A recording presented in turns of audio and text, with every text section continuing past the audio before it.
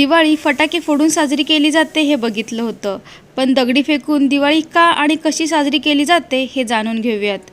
हिमाचल प्रदेशात दिवाळीच्या दुसऱ्या दिवशी शिमला जिल्ह्यात एक अनोखा दगडी मेळा साजरा केला जातो.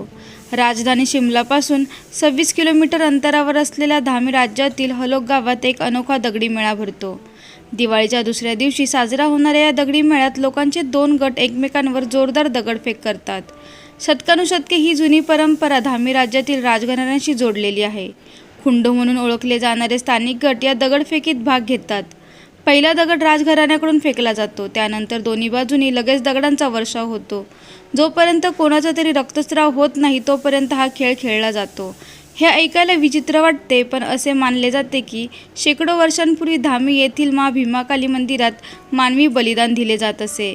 धामी राज्यातील राजा राणाची राणी मानवी बलिदानाच्या विरोधात होती.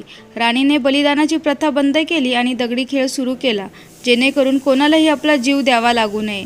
या खेळात जखमी झाल्यानंतर बाहेर पडणारे रक्त मा भद्रकालीला तिलक म्हणून वापरले जात असे. तेव्हापासून दिवाळीला दगडी दिवाळी ही परंपरा सुरू झाली.